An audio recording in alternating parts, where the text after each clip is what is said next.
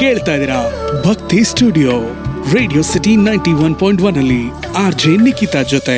ಒಂದ್ಸಲ ಒಂದು ಊರಿನಲ್ಲಿ ಒಬ್ಬ ಬಡ ಗುರುಗಳಿರ್ತಾರೆ, ಬ್ರಾಹ್ಮಣರಾಗಿರ್ತಾರೆ. ಅವರು ಹೀಗೆ ಜ್ಞಾನವನ್ನೆಲ್ಲ ಬೇರೆ ಮಕ್ಕಳಿಗೆ, ವಿದ್ಯಾರ್ಥಿಗಳಿಗೆ ನೀಡ್ತಿದ್ದ ಹಾಗೆ ಅವ್ರ ಬದುಕನ್ನ ಸಾಗಿಸ್ತಾ ಇದ್ದಂಥವ್ರು. ಒಂದು ಸಲ ಏನಾಗುತ್ತೆ, ಅವರ ಶಿಷ್ಯರಲ್ಲಿ ಒಬ್ಬ ವ್ಯಾಪಾರಿ ಇರ್ತಾನೆ.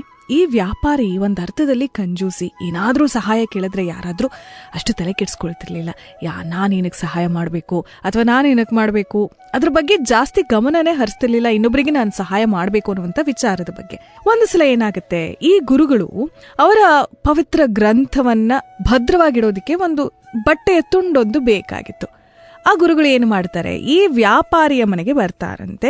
ಆತನ ಅಂಗಡಿ ಹತ್ರ ಬಂದು, ನನಗೆ ಒಂದು ಚಿಕ್ಕ ಬಟ್ಟೆಯ ತುಂಡು ಬೇಕಿತ್ತು ನನ್ನ ಗ್ರಂಥವನ್ನ ಭದ್ರವಾಗಿ ಇಡೋದಿಕ್ಕೆ ಅಂತ ಹೇಳ್ತಾರಂತೆ. ಆಗ ಈ ವ್ಯಾಪಾರಿ ಹೇಳ್ತಾನಂತೆ, ಅಯ್ಯೋ, ನೀವು ನನಗೊಂದು 2 ದಿನದ ಮುಂಚೆ ಹೇಳೋದಲ್ವಾ, ಇವಾಗ ನನ್ನ ಹತ್ರ ಏನೂ ಇಲ್ಲ.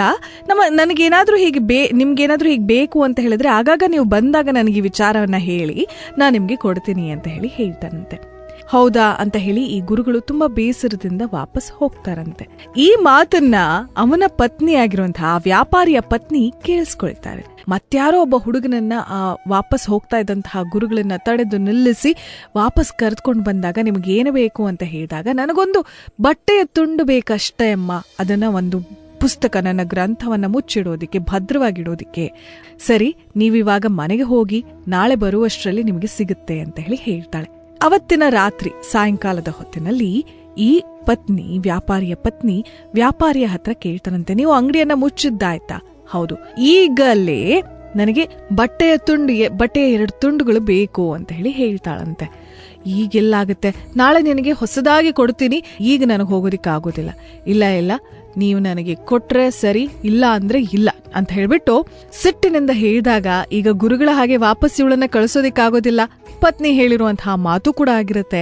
ಈ ವ್ಯಕ್ತಿ ಹೋಗಿ ತೆಗೆದುಕೊಂಡು ಬರ್ತಾನಂತೆ.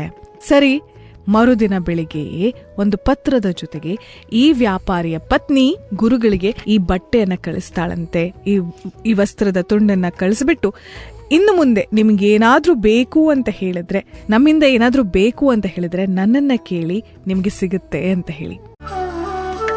ಕೇಳ್ತಾ ಇದ್ದೀರಾ ಭಕ್ತಿ ಸ್ಟುಡಿಯೋ ರೇಡಿಯೋ ಸಿಟಿ 91.1 ಅಲ್ಲಿ RJ ನಿಖಿತಾ ಜೊತೆ.